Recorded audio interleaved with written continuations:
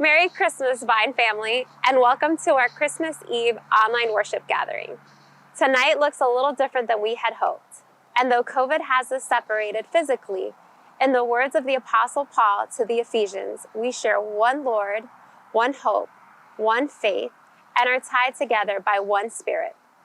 Over the next 20 minutes, we are excited to share a touch of this season with you, with Christmas songs, Christmas pictures, and the Christmas message. Christmas is about family, faith, and community. And wherever you and your family find yourselves this Christmas Eve, know that we are so thankful that you are a part of the Vine. So gather your family, grab some hot cocoa, and let's celebrate the birth of our Savior together.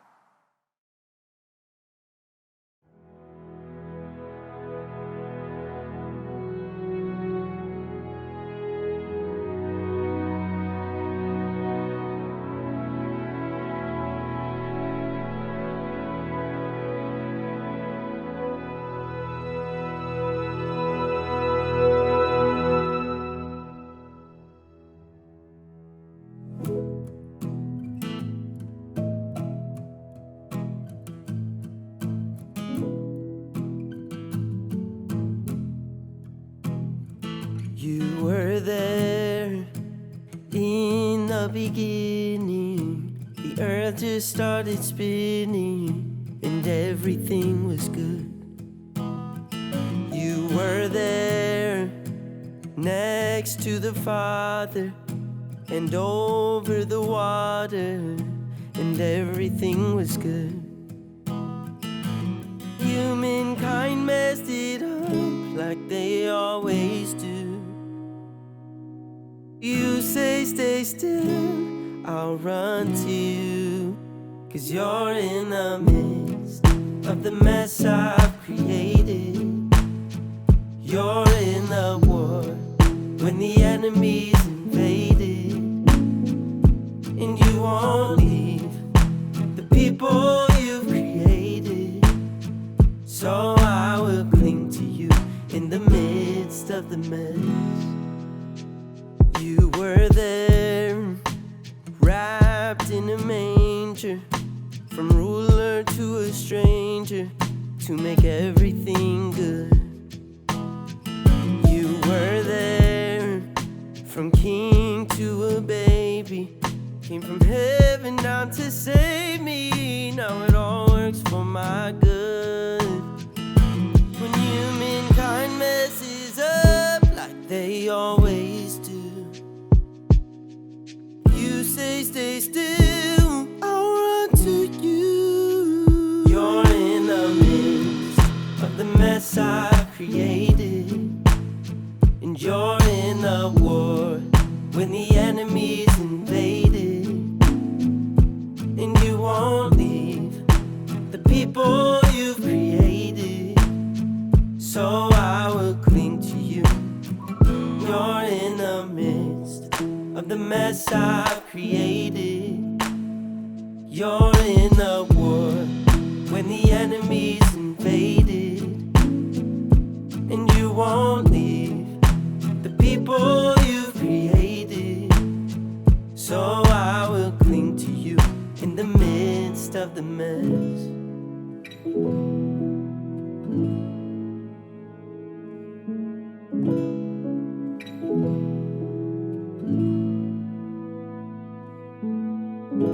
My righteousness is filthy rags. Thought I could fix myself, but that didn't last, no.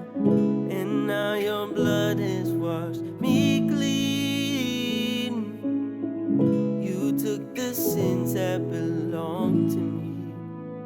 Oh, my righteousness is filthy rags. Thought I could fix myself, but that didn't last, no. And now your blood has washed me clean. You took the sins that belong to me. My righteousness is filthy rags. Thought I could fix myself, but that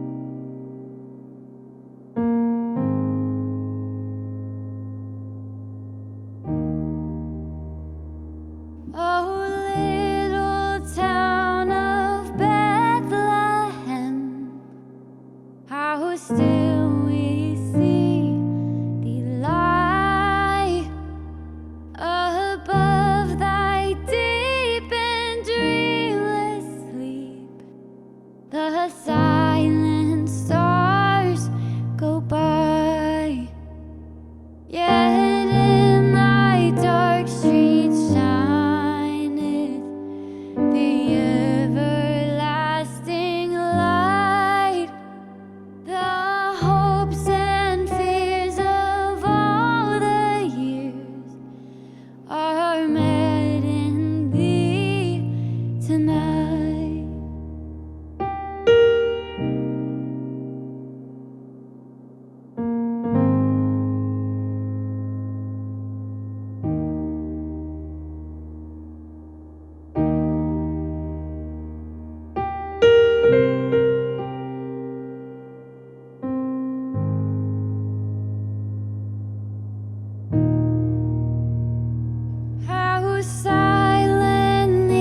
How silently the wondrous gift is given. So God imparts to human hearts the blessings of His heaven. No ear may hear His coming, but in this world of sin, where meek souls will receive Him still, the dear Christ enters in.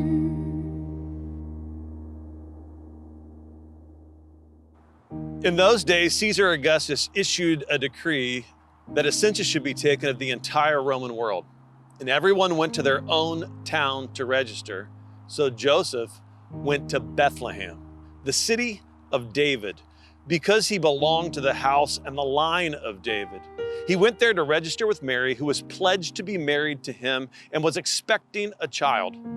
While they were there, the time came for the baby to be born. She gave birth to her firstborn son, wrapped him in clothes, and placed him in a manger because there was no guest room available for them.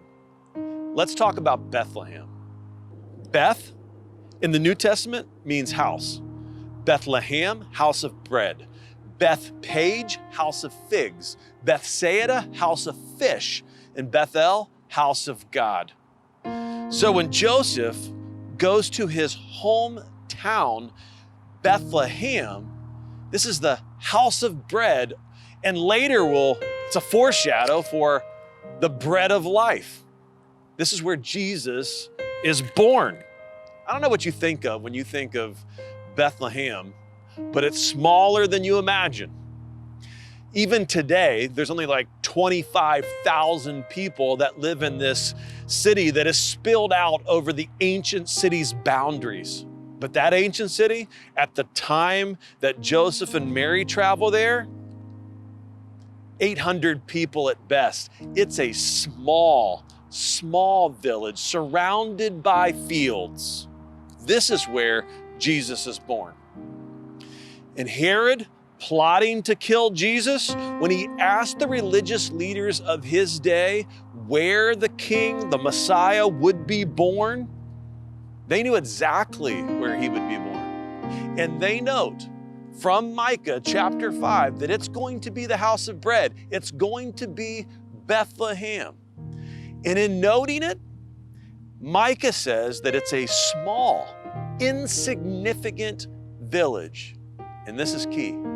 Small and insignificant. Have you ever felt small and insignificant? Ever looked up at the night sky with all those starry hosts and felt small? Or maybe you're a student and you look at the problems the world faces today and you think to yourself, my contribution will be insignificant. Ever thought of yourself as a giver or wanting to be a giver, but thought, well, my small little gift won't make that much of an impact. Why give it at all? Maybe you're a parent and you're questioning how big your impact will be on your kids, worried that it won't be big enough. Ever questioned the purpose behind your work, whether your vocation feels significant enough? The good news of the message of Bethlehem is that God many times starts with something small and insignificant. Maybe if you feel small and insignificant, part of the Christmas message is that God can still use you. In fact, many times that's where God starts, with something small. Herod He was familiar with Bethlehem. He's familiar for a reason, because he built a palace and a fortress within visual eyeshot of Bethlehem. This fortress was called Herodium, only 6 miles to the south, 7 miles to the south of Jerusalem, and overlooked this small village of Bethlehem. And I want you to think about this. Herod actually made a mountain, a man-made mountain. He hired many indentured servants to move dirt, create a mountain, and build a fortress. This fortress had pools for a spa, and ultimately it housed his burial site, which he had planned. It was immense. It was a huge building project. So have this in your mind for a moment. The king, the quote unquote king of the Jews, built a palace that overlooked the small, insignificant village that the king of the world was born in. A guy calling himself king, living in a palace, overlooked the village where a baby born and laid in a manger would change the world. It makes no sense. It's almost counterintuitive. In fact, think about it for a moment. What if you were in charge? What if you played God for just a moment in world history? You were in charge of the campaign for the king of the world. I guarantee you, you would have not have picked this plan. You would not have said, let's have this child born to be king, laying in a manger of cow's hay, born to a peasant teenage girl, unwed, in a no-name town, in a no-name village, in a no-name region, in an insignificant place. This would not have been your plan. But that's what happens here. Many times, because God uses counterintuitive means. I think he likes small and insignificant, because when small and insignificant blows up or accomplishes his will, he can only be the one that glory is attributed to. That's the power. It reminds me of 1 Corinthians chapter 3 that says, "For the wisdom of the world is foolishness to God." Think about it. Acts chapter 20, it's more blessed to give than receive. Matthew chapter 5, blessed are the poor. Matthew chapter 19, the first will be last and the last will be first. In Matthew chapter 20, whoever wants to be great among you must be a servant. This is the opposite to the way the world thinks. It's not how things are supposed to work. And so for you, this Christmas, if you recognize that in a crazy world that feels like it's spinning out of control, that you're constantly battling the gnawing sense that you are small or insignificant or cannot make a difference, the Christmas story is a blaring reminder that that's how God works. Many times, that's exactly the way God works. It's a setup for God to do his thing. You may say just the right thing at the right time to someone else and it changes their life. You may pursue just the right purpose or just the right vocation or use your giftedness in just the right way, and it may change the course of human history. And if that feels too big for you, yeah, it is, because that's the way God works. God works in a way where when we look back in retrospect, he gets all the glory. Merry Christmas.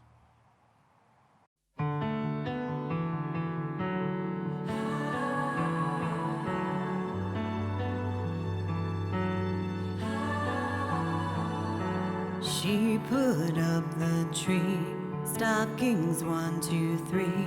They all know one is missing.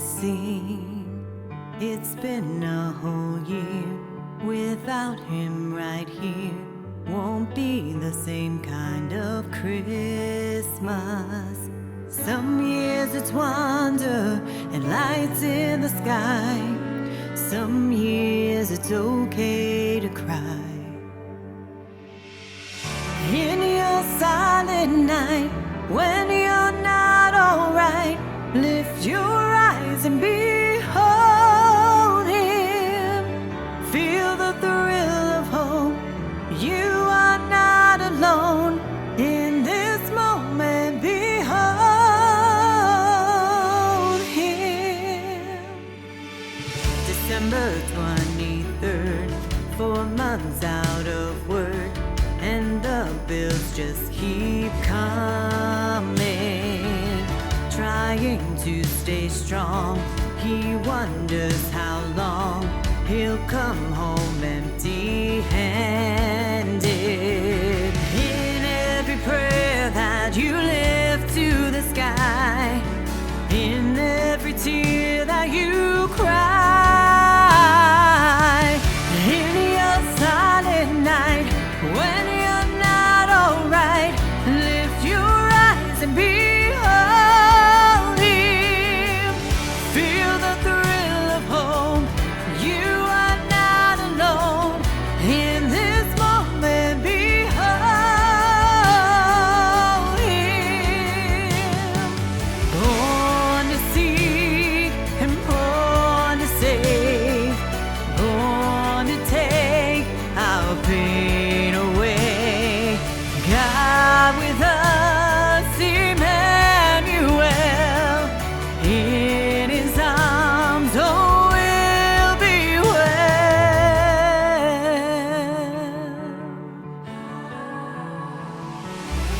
In your silent night, when you're not alright, lift your eyes and behold Him.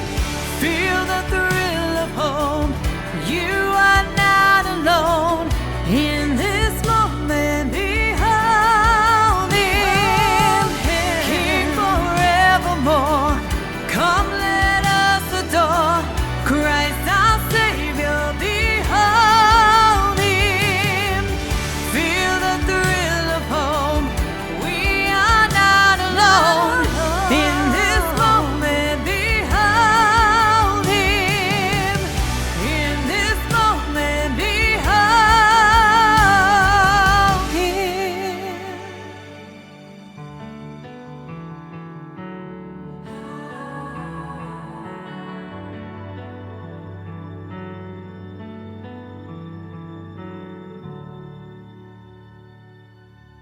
Thanks so much for joining us tonight.